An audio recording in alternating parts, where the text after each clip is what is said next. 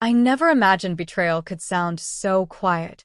No shouting, no slammed doors, just the smooth voice of a lawyer reading words that broke 22 years of my life into legal fragments. To my beloved wife, Clara Reynolds, I leave the lifetime right to reside in our Lakeview home. And to my children, Ethan and Lily Reynolds, I leave the remainder of my estate, valued at approximately $50 million. That was all. One paragraph for me, a fortune for them. I remember the click of the lawyer's pen as he capped it, the weight of Ethan's hand brushing Lily's, the silence that followed. A silence so sharp it seemed to carve the air between us. I wanted to ask why. But perhaps the answer had been forming for years, quietly, invisibly, beneath the surface of our family. My name is Clara Reynolds, and for most of my life I believed love could be built from patience and persistence. When I married David, he was already a man stitched together by loss, a widower of 45 with 2 children who looked at me as if I were an intruder in their grief. Still, I stayed. I learned the exact way Ethan liked his eggs, soft-boiled, sprinkled with pepper, and how Lily needed a light on to sleep. I became the one who remembered birthdays, soothed nightmares, ironed uniforms. Little by little, I turned their house into a home again. David called me his anchor. I called the children mine. But time reshapes affection in strange ways. Children grow, loyalties shift, and memory, especially when illness creeps in, can betray the heart's truest history. When David's mind began to fray under the slow cruelty of Alzheimer's, I stood by him through every forgotten name, every confused glance. The children visited less, claiming work, claiming life. I didn't blame them then. Yet as I sat in that office after his death, listening to his final wishes, I realized how completely I had been erased from the story I helped write. The lawyer closed the folder. Mrs. Reynolds, the house remains yours for life. The children will assume control of all assets immediately. Ethan looked up, his father's eyes, his mother's distance. It's what Dad wanted, was it? Or was it what they wanted him to believe? I said nothing.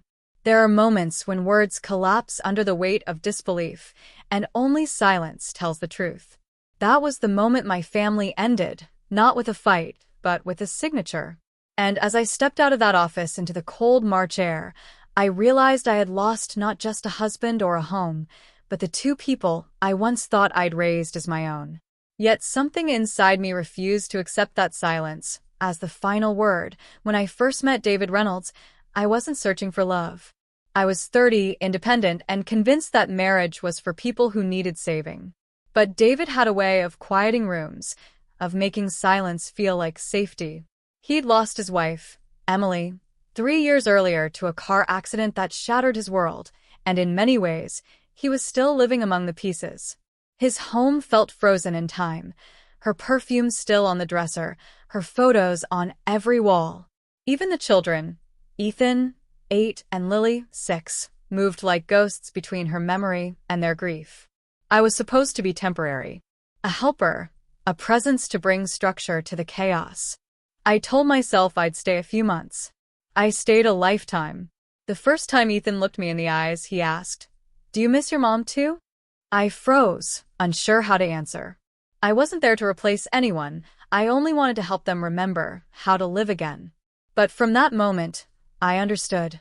Love in that house would have to be earned, not assumed. David treated me with kindness, though always from a distance at first. We were 2 careful souls orbiting grief, learning each other's rhythm. I learned his habits, the way he ran his thumb over his wedding ring when he was anxious, the way he paused before speaking, as if weighing every word. Over time, affection replaced hesitation. We married quietly, in the backyard, under the same oak tree where Emily's ashes had been scattered. Ethan refused to attend the ceremony. Lily cried through it. Still, David held my hand, whispering, "They'll come around, Clara. You'll see." He was right in a way. Years softened the edges of their resentment. I became the one they ran to when nightmares came, when school projects went wrong, when heartbreak first arrived in trembling tears. I wasn't their mother, but I became something close, something steady. We built a life that looked whole from the outside. Summers at the lake house. Christmas mornings filled with laughter. Graduation photos with arms draped over shoulders. I didn't realize back then how much of it was fragile, built on borrowed trust. David, ever the provider, poured his life into the family business, Reynolds Holdings, his legacy from generations past. He believed in continuity, in bloodlines. I believed in love, in presence. Maybe that was our quiet difference. When his health began to fail, that difference became a divide. Ethan and Lily saw a company to protect. I saw a man I loved slipping away piece by piece.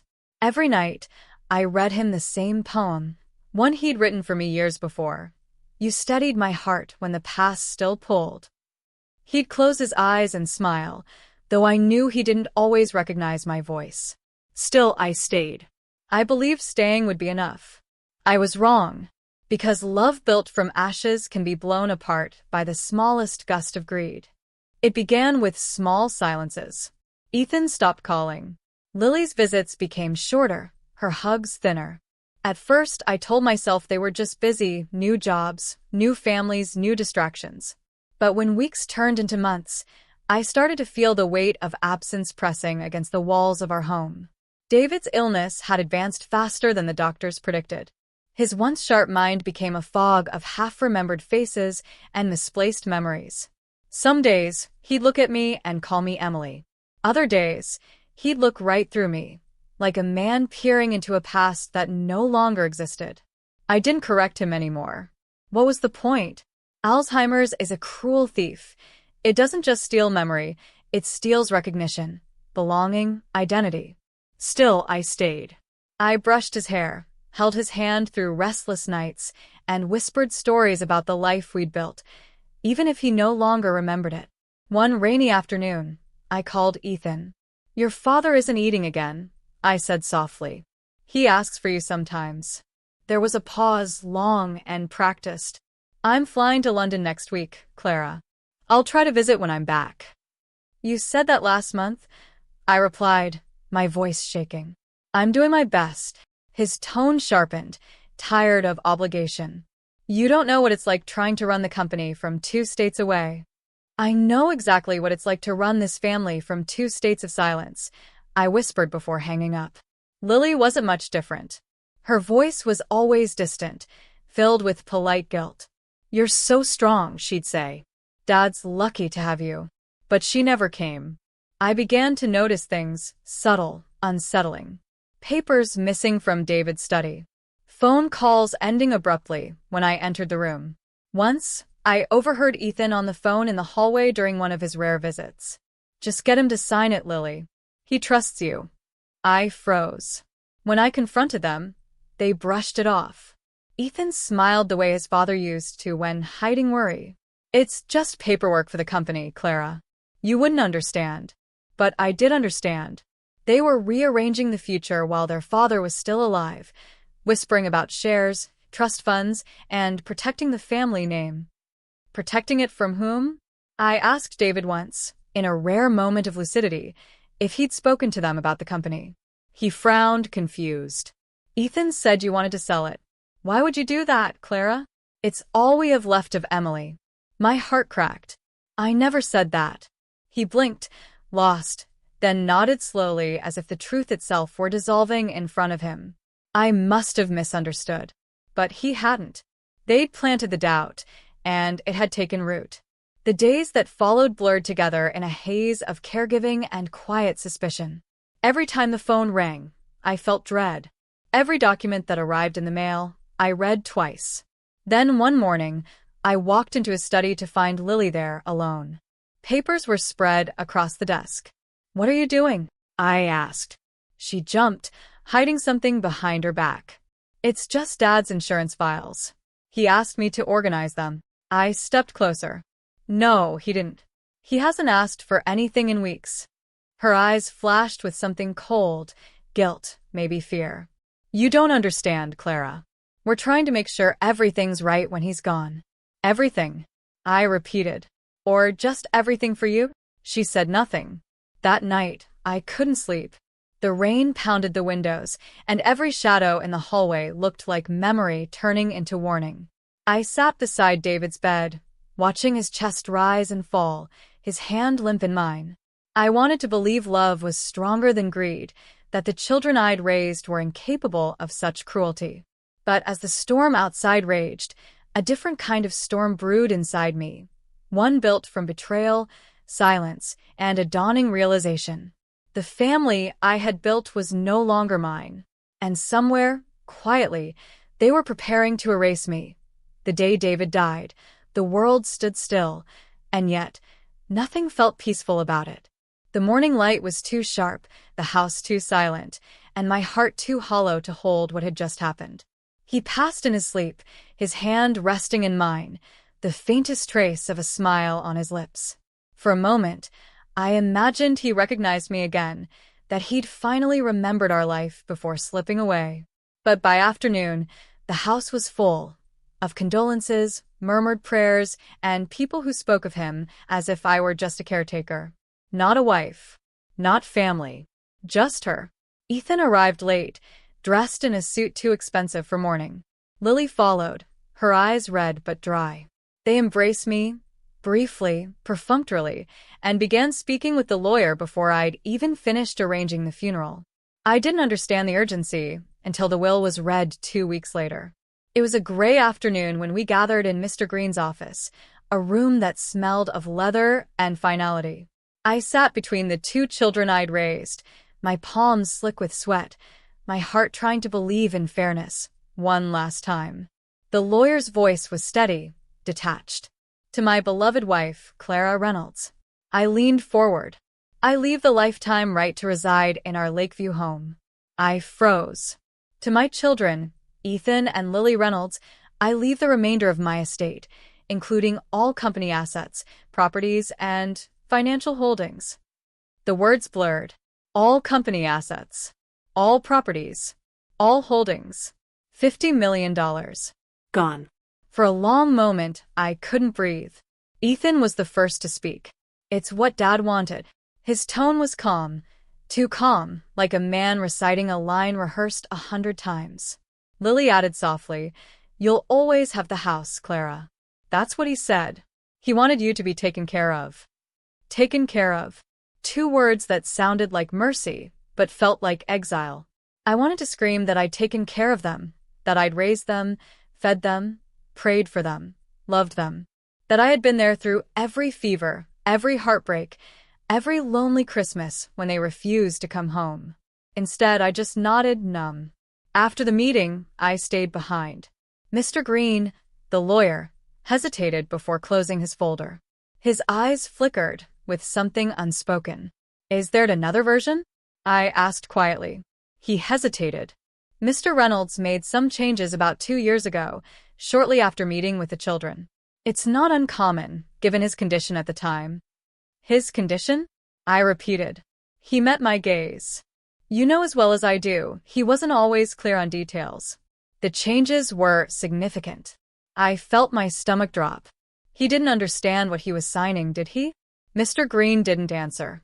But silence can be louder than any confession. Later that night, I searched the study, looking for something, anything, that proved the David I knew wouldn't have left me like this. That his love, his trust, his promises hadn't been rewritten behind my back. I found it in the bottom drawer of his desk, a sealed envelope with my name written in his shaky handwriting. Inside was a note, dated months before the illness took his memory completely. "If I forget, remind me who you are, Clara. You are my compass, my calm. The children don't see it now, but one day they will. If my mind betrays me, know that my heart never will." The tears came then, raw, violent, unstoppable. Because I knew, in that instant, that David hadn't betrayed me. His mind had been stolen long before his signature was. The betrayal hadn't come from illness. It had come from the ones I'd raised. And that truth burned deeper than any loss of fortune ever could. It's strange how peace doesn't come in grand moments. It comes quietly, like the sea at dawn, when everything that once roared finally surrenders to stillness. 3 years have passed since that day in the lawyer's office. I no longer live in the Lakeview house. The walls there had too many memories and too much noise from a past that had already decided to forget me. I left with one suitcase, David's note, and the single photograph I couldn't bear to abandon. The four of us at the beach, wind tangled in our hair, the illusion of family shining in the sunlight. Now I live in a small cottage by the coast. The garden grows wild and untamed, as if mirroring the freedom I'd once thought I didn't deserve. The air smells of salt and new beginnings. Some mornings I wake before sunrise, brew tea, and sit by the window watching the tide erase footprints from the sand, a quiet reminder that even the deepest marks eventually fade. I never contested the will. I could have. The lawyer even said there was a chance I could prove undue influence, maybe even fraud. But what would that have changed? Money cannot restore memory or rewrite hearts that never learned how to love back. Ethan sent me a letter last year.